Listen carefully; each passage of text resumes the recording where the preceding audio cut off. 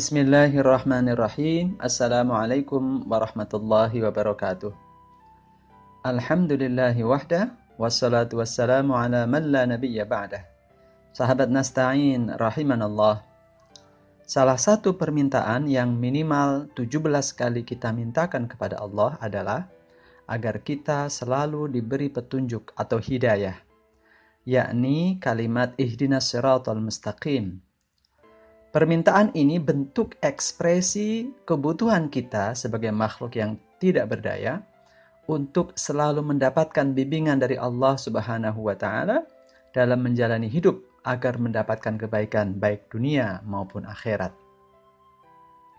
Sebagian ulama membagi hidayah dalam 4 tingkat. Yang pertama, hidayah naluri, yakni dorongan untuk mencari hal-hal yang dibutuhkan. Seorang bayi yang menangis saat lapar atau haus, saat tubuh kita terasa lelah dan ingin istirahat, saat kita sedih dan ingin menangis dan sebagainya, adalah contoh hidayah naluri. Maka dibutuhkan hidayah berikutnya untuk memenuhi naluri tersebut, yakni hidayah panca indera.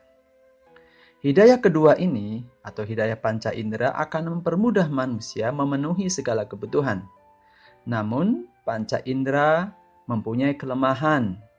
Seperti tongkat akan terlihat bengkok saat masuk air. Bintang terlihat kecil. Rel kereta api terlihat mengerucut dan lain sebagainya. Sehingga perlu hidayah yang ketiga, yakni akal. Hidayah ketiga akal akan membimbing panca indera agar tidak tertipu.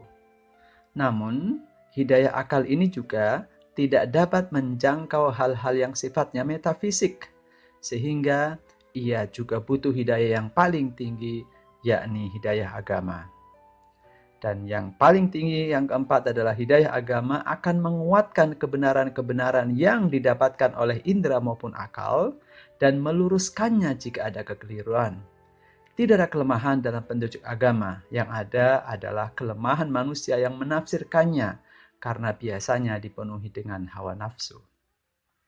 Sahabat Nasta'in rahimanallah, sebagian ahli tafsir mengatakan bahwa ayat ini mengisyaratkan bahwa bukan hanya petunjuk yang diminta, tapi juga kemampuan untuk melaksanakannya.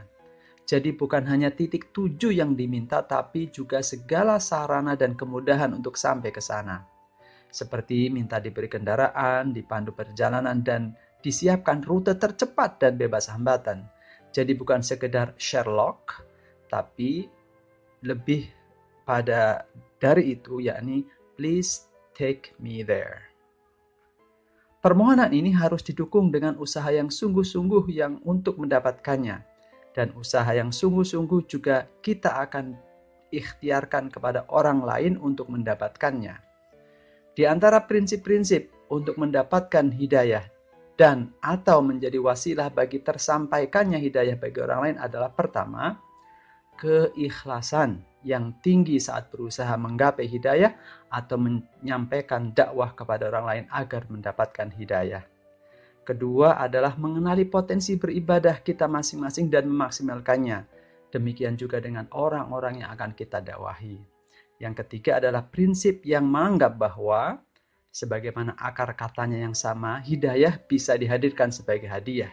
Maka kita harus bersungguh-sungguh layaknya dalam sebuah perlombaan untuk meraihnya, dan saat berdakwah kepada orang lain kita juga akan mengemasnya dengan sangat apik dan disampaikan dengan cara yang baik, santun, dan penuh sukacita. Keempat adalah kesadaran bahwa memberi hidayah adalah hak prerogatif Allah Subhanahu wa Ta'ala, sehingga kita tidak akan sombong jika berhasil dan tidak akan putus asa jika belum berhasil. Karena kita yakin Allah sedang memberi kesempatan kita untuk mendapatkan pahala lebih banyak lagi. Demikian sahabat Nasta'in yang mulia, astaghfirullahaladzim. Assalamualaikum warahmatullahi wabarakatuh.